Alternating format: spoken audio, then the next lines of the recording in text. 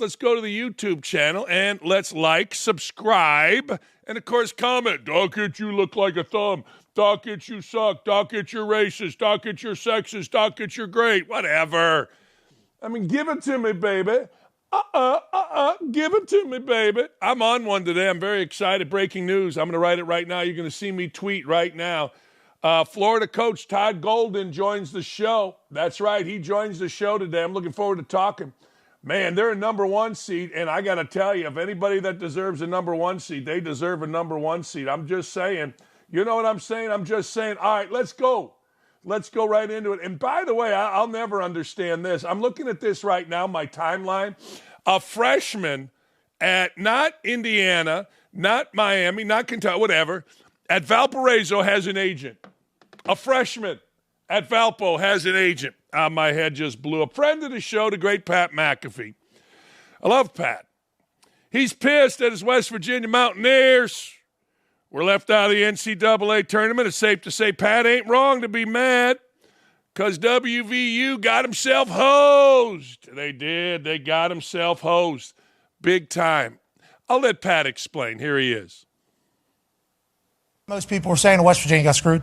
West Virginia, the Mountaineers. Now, listen, has it been the highest of highs for the Mountaineers over the last 5-10 years in sports? Our rifle team just won another national championship. Boom! How you doing? Keep it moving. Our gymnastics team, I believe, is the top 40 program on earth. There's other sports that are obviously soccer team dominating both men's and women's. So you talk about sports at West Virginia, there's been a lot of success. But at the men's basketball, men's football, there hasn't been, the national moment for a while. And I think that was held against us. Coach DeVries, now there's a lot of future conversation about him maybe leaving West Virginia, which sucks completely because he and his son, came into West Virginia in the city, in the state, in the university. Really love these two. They're saying he's going to leave. I'm hoping he doesn't. I'm hoping that he has a little bit of an axe to grind because how this season ended. But they held against us that his son, his boy, got hurt. His boy got hurt whenever Rich Rod's introductory press conference happened. That was 2 months ago, 3 months ago. Yeah. And they used that against him for going into the tournament. Now, with that being said, in football, obviously, Florida State was on their fourth string quarterback, third string quarterback. That all happened the last games of the year, boom, bang, pow. Everything happened. This has been a long time this kid hasn't been playing. And in 111 of these so-called bracketologist specials people, you get it. Yeah. Mm-hmm. Yep. West Virginia was in the tournament. Now, wouldn't have been a high seeding, obviously. We should have played a lot better throughout the season and, certainly had a little bit of a get-back, a setback. And we didn't do well in the Big 12 tournament either, lost very early. But in 111 of these so-called experts brackets, we were in. West Virginia was in. First time ever a team has been in all 111 bracketologist brackets and didn't make the tournament. So, obviously, they're holding something against West Virginia. That is just another chip on the shoulder. Obviously, it's bullshit. We don't love it. We don't like it. Play better. You're in, definitely. But nonetheless, West Virginia will be back, okay? There's a lot there, including West Virginia being snubbed. Look, Pat's not wrong. You cannot say that a player, his best player being out since December, had an impact when your resume already says you're in the tournament. I mean, I get it if it happened a day before, a week before, in maybe the Big 12 tournament. I get it. But the truth of the matter is the best player, the coach's son, got hurt in December. He didn't even play in the Big 12. Now, I would argue this. Big 12's overrated, way overrated. Way overrated. I watched some Big 12 basketball, and I got to tell you, I've had enough. I had enough very quickly. But anyway, maybe I am wrong. Here's some more from Pat Mack. University really love these two. They're saying he's going to leave. I'm hoping he doesn't. I'm hoping that he has a little bit of an axe to grind because how this season ended. But they held against us that his son, his boy, got hurt. His boy got hurt whenever Rich Rod's introductory press conference happened. That was 2 months ago, 3 months ago. Yeah. And they used that against him for going into the tournament. Now, with that being said, in football, obviously, Florida State was on their fourth string quarterback, third string quarterback. That all happened the last games of the year, boom, bang, pow. Everything happened. This has been a long time this kid hasn't been playing. And in 111 of these so-called bracketologist specials people, you get it. Yeah. Mm-hmm. Yep. West Virginia was in the tournament. Now, wouldn't have been a high seeding, obviously. We should have played a lot better throughout the season and, certainly had a little bit of a get-back, a setback. And we didn't do well in the Big 12 tournament either, lost very early. But in 111 of these so-called experts brackets, we were in. Yeah, that seems like the same thing. Anyway, I don't care. West Virginia, according to McAfee, here's him retweeting a post. West Virginia is listed as the very first team out of the NCAA tournament. This is amazing. West Virginia had 6 quad one victories this season. The last three combined teams in North Carolina, Xavier, San Diego State had 5 quad one wins combined. This is from the commish. Commish kind of looks like a dead man. This guy, Brett Yormack. I was surprised, disappointed to see West Virginia not receive a bid to the NCAA tournament. In addition to their 6 quad one wins, the Mountaineers won 10 conference games in one of the toughest conferences in the country. No, it wasn't. It might have been actually behind. I'm going to say something crazy here for the first time ever. The Atlantic 10 might have been behind them. That was not a great conference. The more I watched, the less I liked. And this is what happens in basketball. The more I like a player, the more I like a coach, the better they are as a fact. Not just me liking them, factual. Just the way it happens. West Virginia deserves a spot. Fans across the nation agree. Coach DeVries and his team did an incredible job fighting adversity, winning big games all season. Regardless of the disappointing outcome, I'm incredibly proud of how they represented the Big 12 all season. Yeah, who gives a rat's ass? I mean, I've had enough of these white guy commissioners. I mean, we saw it with Bubba Cunningham. Look at this guy. Okay, I'm proud. Well, thank you for being proud of us, commish. All right, but it gets deeper. It does. It gets deeper. The governor, another big fat white guy, he trudged his fat ass out there yesterday in front of the cameras and announced that they're suing. They're suing the NCAA. West Virginia politicians plan to announce action against the NCAA and Tournament Selection Committee later today, tied to the snub. Worth noting, their now governor was the Attorney General in the state who successfully, challenged NCAA transfer rules. Well, it happened. I mean, it absolutely happened. They decided to go ahead and sue. The governor calls it a miscarriage of justice. The governor says this is a miscarriage of justice at the highest level. Really? At the highest level? Oh, all right. A guy named Morrissey, Patrick Morrissey, is the governor of West Virginia, and he stood at a lectern that had on it National Corrupt Athletic Association. It was a miscarriage of justice and robbery at the highest levels. Now, hold on. The highest levels of robbery is the Biden crime family. Now, let's be honest. NCAA basketball is important because you make money, and I've said before, and I'll say again, money has corrupted all these people, from student athletes to athletic directors to commissioners to now governor. I get it, all right, but it isn't the highest level. I would like to see a press conference by one of these governors that says, you know what, I'll tell you something. This was robbery at the highest level, but he's talking about Hunter Biden. Or he's talking about all that Doge is uncovering. That's what I would like to see. I would rather see that than some fat-ass governor of West Virginia trudging his fat ass in front of a camera talking about this. Where's the balls when it comes to real robbery at the highest level? Legitimate robbery. Money exchanging hands. Our money going to the Biden crime family. Where is this guy who is a former attorney general who has, in fact, sued and won against the NCAA as an attorney general? Where's he at with all of that? This is crap.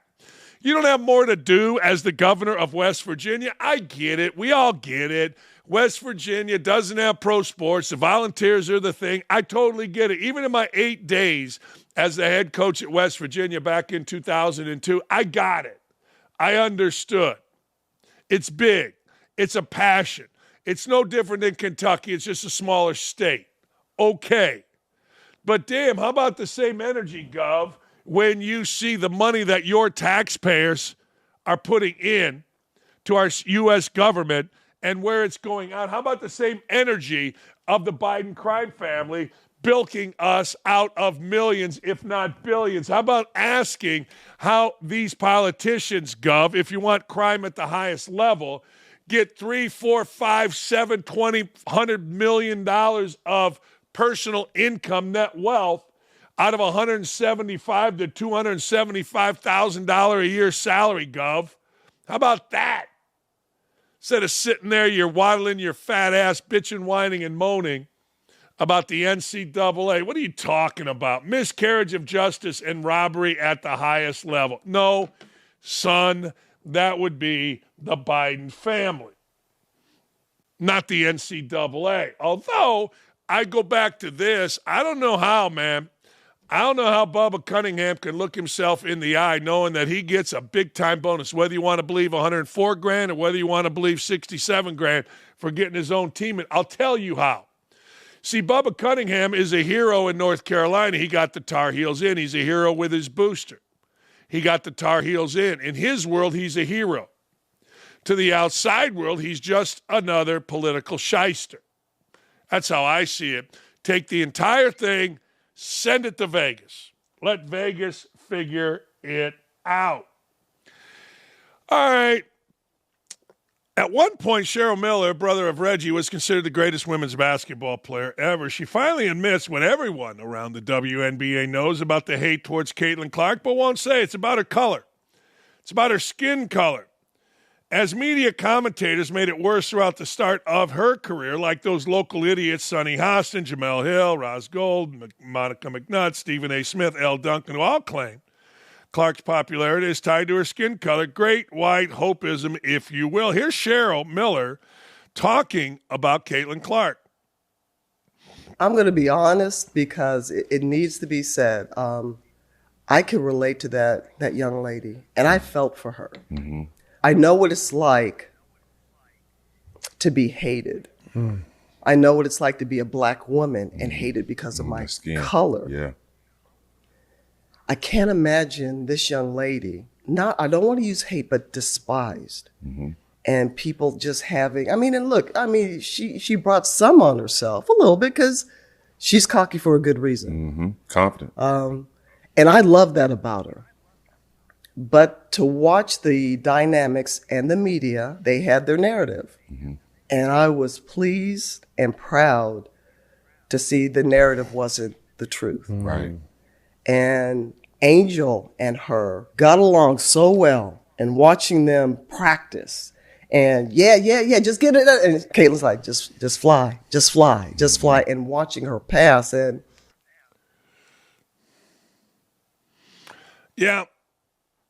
Well, you know what? Probably right. I love how, it's like a state of the art. I know what it's like to be hated for my skin color. Try being a white dude playing in Gary, Indiana, kicking all the brothers' ass.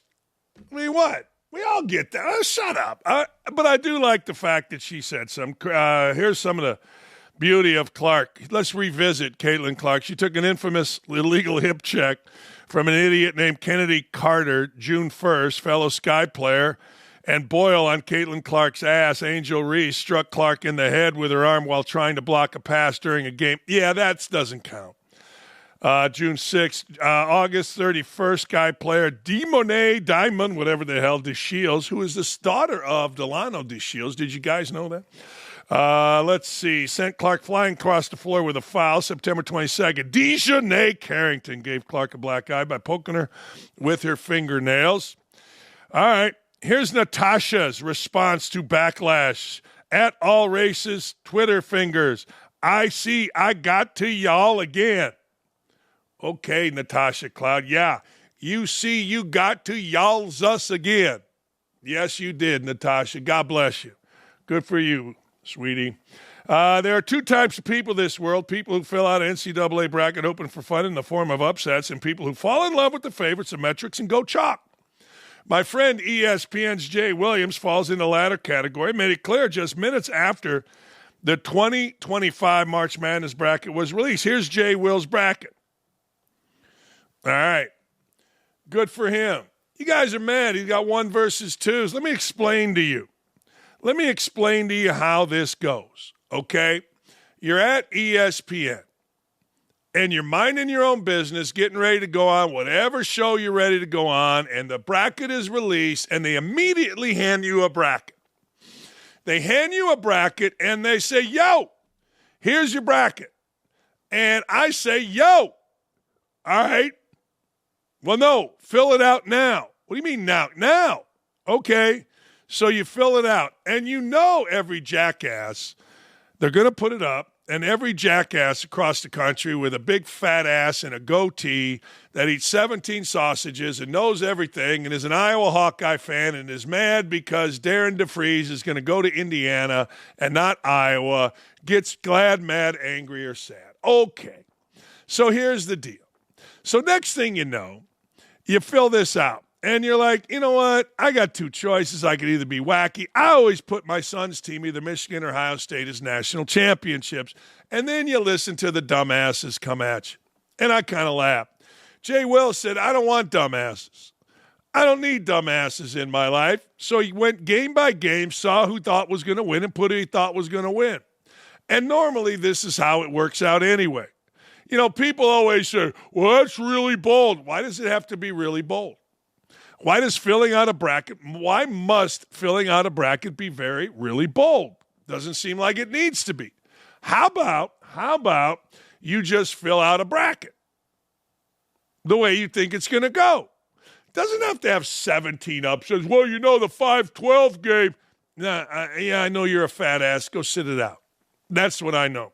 So I ain't mad at Jay. Well, a lot of people are. Not me. You fill it out. Every slapdick in America is going to come at you, and you go, all right. Yeah, good for you. Anyway, SEC teams that made the tournament. Here are the SEC teams. It's amazing to me that 14 teams out of one league could make the tournament. Look at this crap. Auburn, Florida, Alabama, Tennessee, Kentucky, Texas A&M, Missouri, Ole Miss, Mississippi State, Georgia, Oklahoma, Arkansas, Vanderbilt, and Texas. I think what this basketball committee and the corrupt Bubba Cunningham did was assure his brethren, that guy Greg Sankey, we're going to take care of you in basketball. Yeah, maybe you guys think you got screwed in football because, well, you think every team is the best, but we're going to take care of you in basketball. Hey, look, it's hard to say that a 6-12 Texas team should be in the NCAA tournament. I guess what it's saying, though, is that the entire season matters, and that the entire season is what is mattered. That's it. The entire season. All right, but 6-12 in your own league, all right, with a budget like Texas, and you get in the tournament. I ain't mad at you because I didn't want to see Indiana in the tournament. Indiana didn't deserve to be in the tournament. It'd been fun if they were, but they didn't deserve to be in the tournament.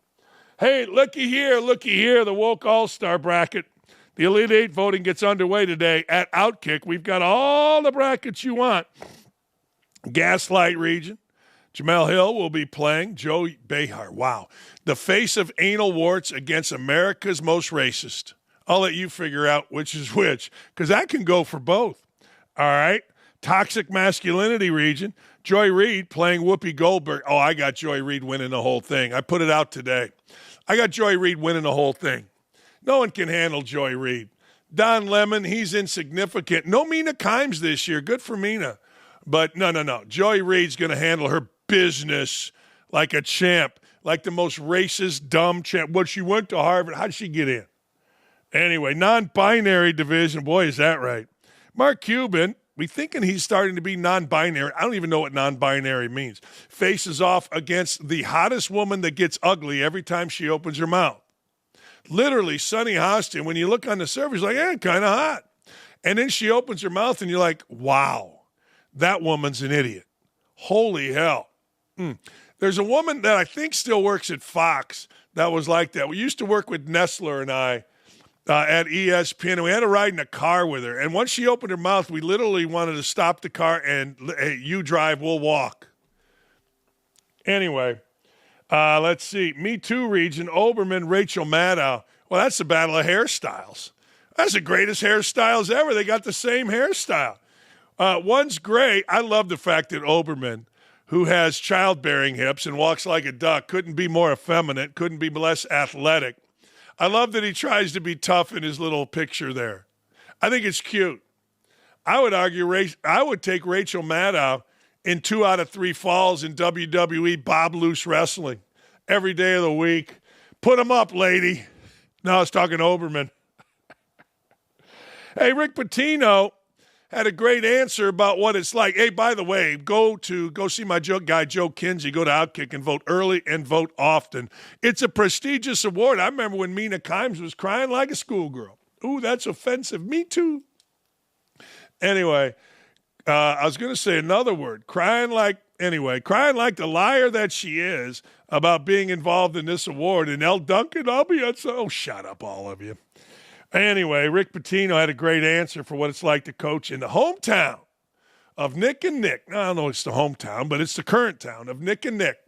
The Big Apple, NYC, New York City. If you win in New York, everything is exaggerated. If you lose, everything is exaggerated, so you better win. He also blasted the NCAA tournament saying this, I wouldn't call them corrupt. I call them inept. Well, don't cheat.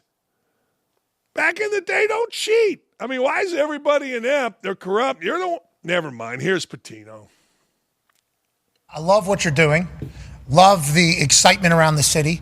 I don't get to New York as often as I should. You know, it's a beautiful town, beautiful city. Seth Greenberg told us that you're just dominating the New York Post. Back page is just Pitino. And then I saw your quote about being from here and how the St. John's is representing the entire city. I assume that's a massive piece of the recruiting pitch, right? To build back St. John's?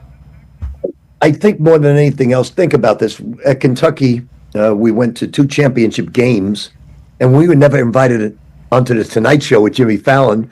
Here we win the Big East, we're on the Tonight Show with Jimmy Fallon. So as you know, New York's the media capital of the world, the financial capital of the world. And if you win, everything is exaggerated. If you lose, everything is exaggerated. So you better win. Yeah, well, I think you're doing just that. It feels like that's the only thing you do. It is the only thing Coach Pitino does. It legitimately is. Like, that dude just wins. That dude doesn't kind of sort of win. That dude just wins. And he's right. Look, on the surface, you would think, why would New Yorkers care when you walk around Manhattan? A lot of foreigners, a lot of people with a lot of other things going on. But man, oh man, like my boys say, fellas from Queens are just different. We'll leave it at that.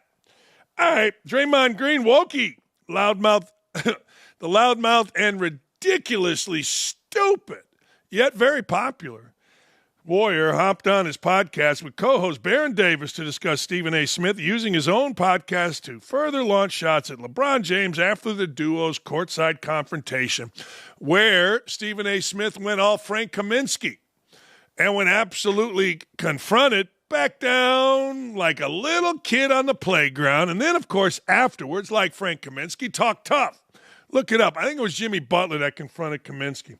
A couple weeks ago, they got in a confrontation. He attacked Stephen A. for calling LeBron weak before hitting on the ultimate almighty race card narrative. You're on TV condemning a black man as a father. Okay, here we go. A black man as a father. Let's hear from dumb Draymond. Well, right. Listen, I think a lot of problems that guys have with media is to call something that man did bullshit and weak. Like, those are words like where we grew up. Yeah. Like, you get hands put on you where we grew up and those types of words. So I think the problem that people have with media is you go on there and you like, oh, that's weak. Like, weak? Like, calling another man weak? Like, that's not basketball, which is actually what Brian was saying in the first place. Like, let's keep it basketball, because calling a man weak, that's not basketball. And you're paid to talk about basketball. You call Brian weak for stepping to you, but you're taking shots at him as a father on TV behind a camera. Most would say that's weak. And I know he'll say, I'm paid to do that. No, you're paid to analyze. You're paid to debate on the show. You bet you too. As soon as I said it, I hadn't talked to Brian at all about this. As soon as I saw him say it, Bob was up here that day. And Bob was like, oh yeah, I work with Stephen A. tomorrow. I'm in got y'all game tonight. I'm in the studio tomorrow, something Stephen A. and I think Malika. And I was like, oh, you make sure you tell Stephen A. that I have zero respect for what he said yesterday. You go on TV, national TV, calling out this African-American, this black father who's raised another successful black young man and you go on TV calling him out as a father because his son played in the NBA, that's ass backwards. You are on national TV condemning a black man as a father because his son is playing in the NBA. Like, how does that even make sense? Well, how doesn't it make sense? I mean, how doesn't it? I mean, I don't get it. I mean, he's not really condemning him as a father. He's condemning the confrontation, and he's condemning the fact that the kid is somewhere he doesn't deserve to be. I mean, black or white, who cares? I mean, why does it got black? What you're supposed to? It's just because so few black men are fathers. 75% of black homes, as Tony Dungy told us, are without fathers in the African American community. And I've said, and I've caught a lot of hell about this. This is the biggest plight on the African American community. And Tony is the one that told me all this. Obama is the one that told me all this. So I guess the point is we're supposed to praise LeBron for being a father. That's cool. But I don't think what Stephen A. Smith did in terms of the confrontation was bad. I think what he did after was bad. If LeBron wants to confront Stephen A. Smith, that's great. That's good for him. I don't blame him. I would too. Fuck him. Who is he to say anything? Stephen A. Smith backing down and then talking crap is the cowardice. Isn't about whether a father is black or white. LeBron should be a father. He's the dad. He's the guy. He's the guy. He's the dad. I mean, it should be the price of admittance in being a father is showing up. That's the price of being a father. Shouldn't get any credit for that. But Stephen A. Smith being a coward after the fact is asinine and ridiculous. That's the part. It has nothing to do with being a father. Should be a father. Hey, you stick your thing in there, you have a kid, the price of it, you should be a father. What are we, running around here? I got no problem with LeBron did. None whatsoever. My problem with Stephen A. Smith is after the fact acting like a coward. It's crap. It's total crap. Mic drop, Borders are Tom Homan. I love that. Mic drop, Borders are Tom Homan. Those 6 words are beautiful. When Tom Homan gets talking, I get listening. He put a little woke reporter in his place as the gas bag was taking issue with Homan's use of the Alien Enemies Act used to deport violent illegal immigrants, which is a 200-year-old law by responding not as old as the Constitution, and we still pay attention to that, don't we? Here's Homan owning some little woke guy.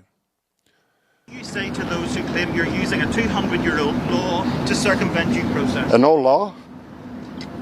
Not as old as the Constitution. We still pay attention to that, don't we? But some would say this is... How many more terrorists do you plan on deporting to El Salvador? They're like little gnats. I want my illegal criminals in here. Empathy. Empathy. Good for Tom Homan. We do pay attention to the Constitution. What? Because why do you think a law is old? Because it's effective. Here's Trump. Criticism that the Alien Enemies Act has only been invoked 3 other times. They were all during times of war. Do you feel that you're using it appropriately right now? Well, this is a time of war because Biden allowed millions of people, many of them criminals, many of them at the highest level. They emptied jails out. Other nations emptied their jails into the United States. That's an invasion. And these are criminals, many, many criminals, murderers, drug dealers at the highest level, drug lords, people from mental institutions. That's an invasion. They invaded our country. So this isn't, in that sense, this is war. It is war. I mean, how is Biden not going to jail for treason? He stocked and enabled a foreign country, foreign countries to invade our country. How do you not go to jail for that? Seriously, how do you just, hey, we're going to get off scot-free? I mean, I want you to think about that real quick. Is that empathy? We've never had, and I've said this a million times on here. In my lifetime, I've always said I want the market good, I want gas prices down, and I don't want to hear the word inflation because you never thought about the border. Like every president of my lifetime, going back to whoever, Richard Nixon, Gerald Ford, Jimmy Carter, Ronald Reagan, George Bush, who was after Bush? I don't know, whoever. Honest to God, Clinton, the other Bush, Obama, this idiot. The only time the Biden idiot, the only time we've ever had a concern about the border was with that idiot Biden. I mean, I've been alive a long-ass time. I paid attention a long-ass time. I mean, it is an invasion. How's Biden not in jail? That's what I would like to see the guy, the attorney general / governor of West Virginia talking about, not the NCAA leaving his poor little Mountaineers out. I want to see the guy talking about, hey, we had a border invasion. The video's right there. Illegal, allowed by our government, encouraged, flown in by our government. Do that.